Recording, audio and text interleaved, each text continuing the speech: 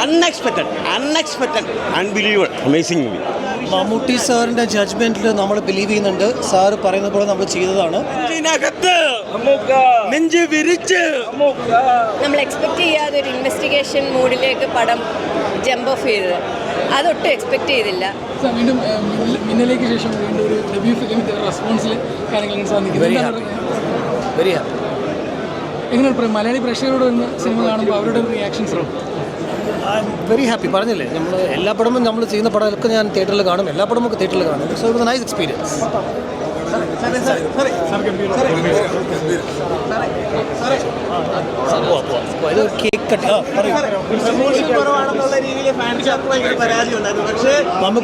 Promotion കുറവായിരുന്നു എന്ന് ഫാൻസുകാർക്കിടയിൽ വലിയ വിഷമമുണ്ടായിരുന്നു. പക്ഷെ ആ കണ്ടന്റിൽ സാറിന് അത്രയും വിശ്വാസം ഉള്ളത് കൊണ്ടാണോ തിയേറ്ററിൽ കണ്ടു തന്നെ അറിയണം എന്നുള്ള?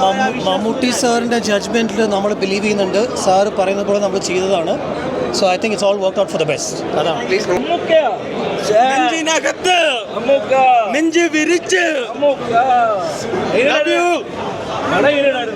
പൊളിപ്പടം, വേറെ ലെവൽ പടം, ട്വിസ്റ്റ് പടമാണ്. സുരേഷ് ഗോപി കയറി വരുന്നുണ്ട്. മമ്മൂക്കയുടെ കൂടെ ഒരു പടം അടുത്ത സിനിമ നായകനാവാൻ സാധ്യതയുണ്ട്.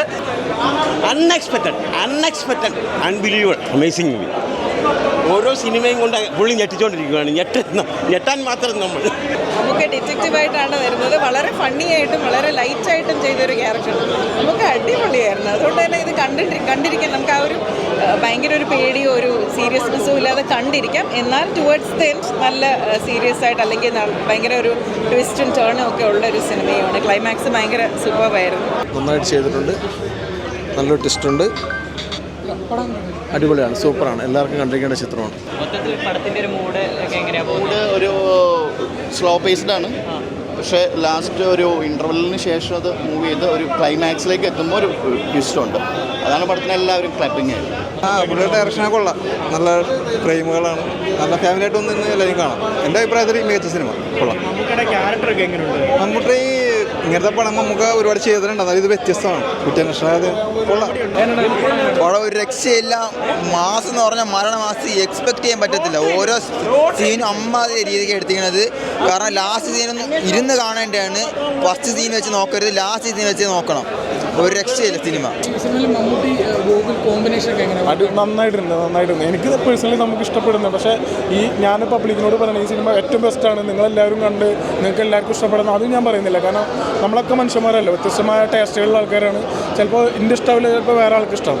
അപ്പോൾ നമ്മൾ പെർഫോമൻസ് വെച്ച് നോക്കുമ്പോൾ മമ്മൂക്ക എന്നുള്ള ആർട്ടിസ്റ്റ് ആണെങ്കിലും ഗൗതം മേനോൻ എന്നുള്ള ഡയറക്ടറാണെങ്കിലും അവരെന്തായാലും നല്ലൊരു സെറ്റപ്പായിട്ട് വർക്ക് ചെയ്തു.